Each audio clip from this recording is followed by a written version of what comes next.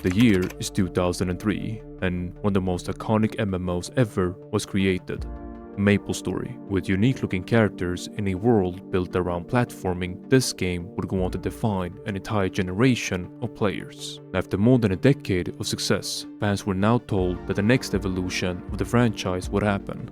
MapleStory 2, a transition from the 2D platforming adventure to a full 3D looking world. It was now meant to be the spiritual successor, but like many of the sequels to beloved classic video games, it failed to meet the expectations. Negative sentiment surrounding the game caused player numbers to rapidly decline, and in 2025, MapleStory 2 had officially shut down worldwide, leaving no servers remaining and nowhere left to play. But what was the motivation behind this promising sequel? What did the game look like when it officially launched? And more importantly, how did MapleStory 2 actually die?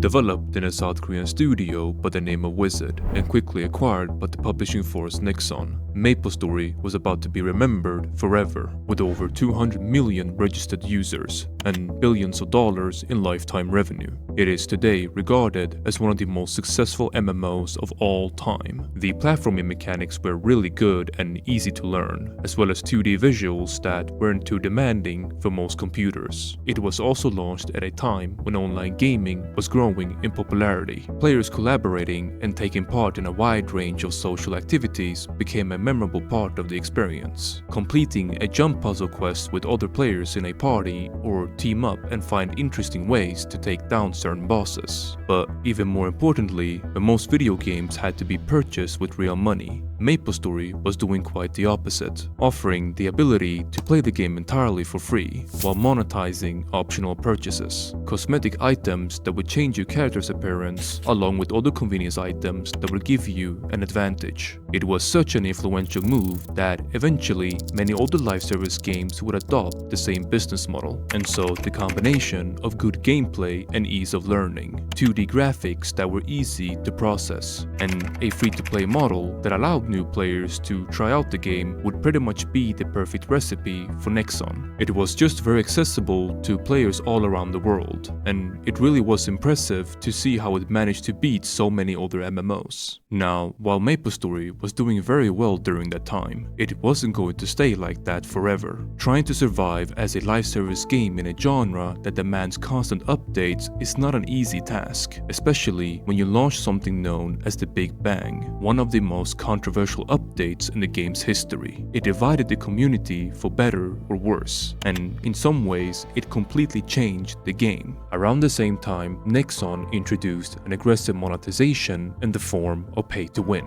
with some of them including more loot boxes with randomized mechanics that were locked behind a cash shop. This was a very debated update, as many players began to look elsewhere. Private servers for MapleStory started to rise in popularity, but so did the competition. Other South Korean MMOs were also evolving at a much faster pace by comparison. Gravity, the company behind Ragnarok Online, had modernized its franchise with the release of another video game, and Csoft, their biggest competitor by far, had also made a transition from Lineage 1 to Lineage 2. Many MMOs were already being developed and published with more modern graphics and better gameplay, and Nexon knew that they would eventually have to evolve the franchise sooner or later. So they partnered with the rivals NCSoft to form a dedicated studio by the name of N-Square, with NCSoft bringing their expertise in 3D game engines alongside the experience that Nexon had with the franchise. There were plenty of rumors from articles and other sources suggesting that development had begun as early as 2009, with one of them even showcasing an early screenshot that seemed to reveal an upcoming sequel with 3D graphics. Eventually, in 2013, MapleStory 2 was officially announced at the largest gaming convention in Asia, G-Star, with a website that showed a bunch of different things for players to look forward to. The idea became clear: to modernize the series while preserving its charm, which felt like a step in the right direction. Cinematic trailers and gameplay were shown at various times, and the excitement was building up. Players were eager to find a new adventure, and after 12 years of 2D platforming, it was finally time to experience the next evolution of MapleStory.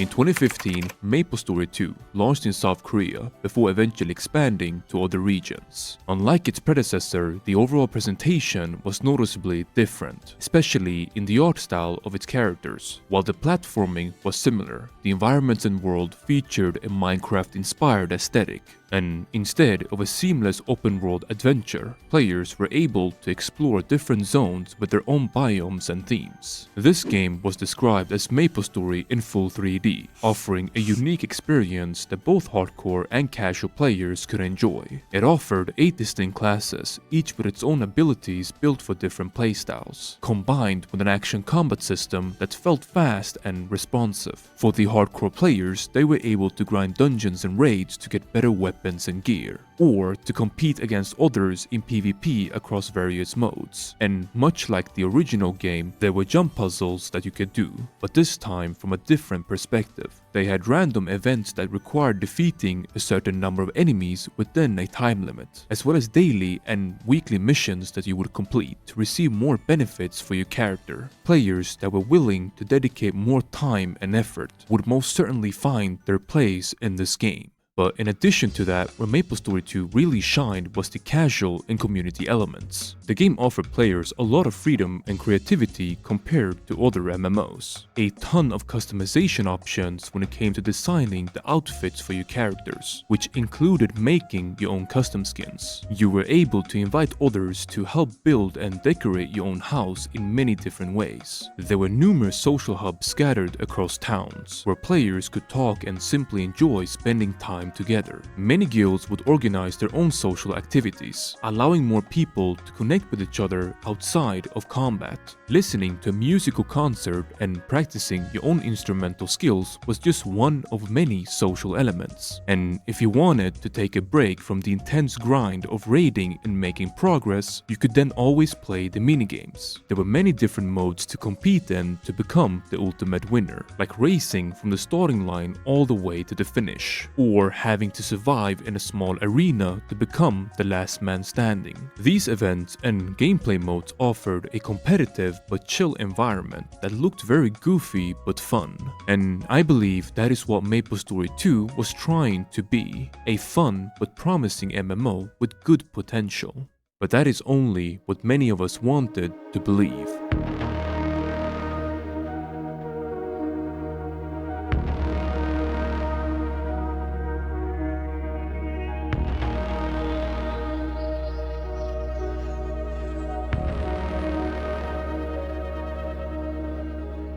In a short amount of time, this game turned into a ghost town. Cities that were once filled with life now felt empty and abandoned. Player numbers were declining much faster than anyone had anticipated. And in a shocking moment, the first region to launch would also be the last one to shut down. How could this MMO with so much promise and so much history behind it fail so badly? How could such a cute game with plenty of great features become a disappointment in the eyes of many? And one begins to wonder, how did MapleStory 2 actually die?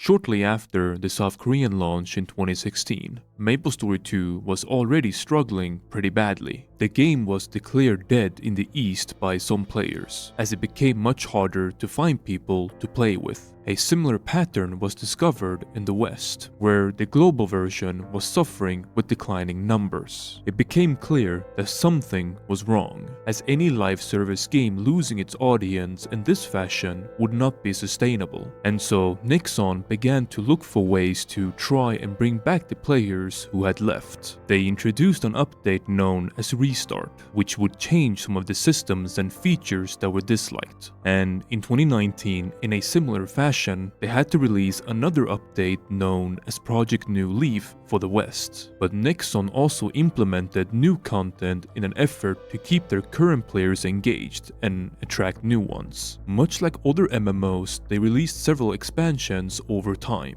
including Skybound, which featured multiple phases, The Awakening, a major update, and then finally Critias, the last expansion. Each one of them added new content in the form of dungeons, raids, and many other features that you would come to expect in the genre. And on a surface level, it seemed like the game was changing and improving for the better. But unfortunately, some of the most important complaints raised by the players were never fully addressed, and the only way to really understand what was happening was to look at what the players themselves had to say. As new expansions continued to prioritize dungeons and raids, the social features that once defined the experience started to feel less important. Playing minigames with your friends and organizing guild activities was a big part of what made the game feel alive. What these players wanted was less focus on combat and more on social aspects, which they feel had made the game more unique by comparison. But it wasn't just the overall direction of MapleStory 2 that some people were unhappy with. One common criticism highlighted the amount of randomness in mechanics, which affected many aspects of progression. This was combined with the presence of a dungeon cap, which limited how often players were able to run them. One person suggested to make alternative characters and running dungeons on those if that wasn't enough, while another responded by saying that they didn't want to level multiple characters just to catch up and play with their friends. In response to this feedback, one of the community managers stated that they wanted to reduce polarization between hardcore and casual players in order to promote party play, while another person claimed that it had the opposite effect, dividing the two different audiences even further. But maybe there was something much deeper going on. When you take a good look at other South Korean MMOs, they are often very grindy for the average person, and in almost all of them, there's always a way for characters to catch up in progression, usually in the form of pay-to-win mechanics. Just like in the original game, players were able to repeatedly spend real money to roll on loot boxes to become much stronger. But surprisingly, MapleStory 2 was actually much less pay-to-win by comparison, at least in the West. There were some conveniences that you could buy, like health potions that were pretty good, and other functional items, or a monthly membership that included a bunch of different benefits, but you couldn't really pay for progression with real money in the same way. Reading through many of the comments posted online, it seems like pay to win was never a major criticism, and while that might sound like a good thing, it may just have created a different kind of problem, with dungeons and raids becoming the main focus instead of the social features that made the game unique. Casual players who didn't have enough time to play would fall behind, with no way to catch up using real money. At the same time, hardcore players that were heavily invested were constrained by dungeon limitations and the randomness built into progression. Players instead described MapleStory 2 as a time-consuming game that only pretended to be casual-friendly. It seems that Nexon was trying to appeal to both audiences, but despite multiple attempts to make improvements, they ended with appealing to no one. But maybe it just came down to the fact that MapleStory 2 was different. For a video game that was so heavily defined by its 2D aesthetics and nostalgic platforming, it is very possible that fans of the franchise simply did not like the new direction. Was the art style not appealing enough in terms of how the characters were designed? Or maybe the world itself and how it was built around segmented places? It could have been released at a time time where players had tons of other MMOs to choose from, and that it may not have been appealing enough to play. Either way, it's safe to say that MapleStory 2 was a new MMO that looked promising but failed to deliver. And while there have been many reasons as to why that happened, ultimately it no longer matters.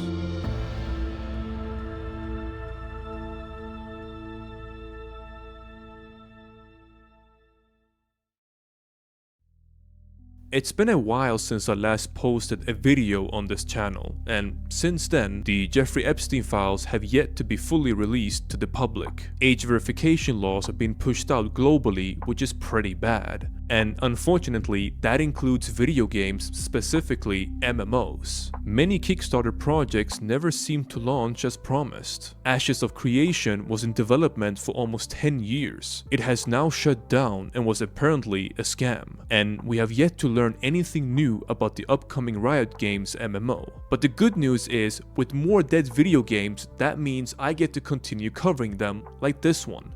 It just takes a lot of time and effort and even risk to make videos like these, but you know, I'm gonna try and be more consistent. If you still appreciate quality made content and want to see more, then subscribing to the channel and liking the videos would really help a lot. But with that said, thank you guys for watching the video, and I look forward to making the next one.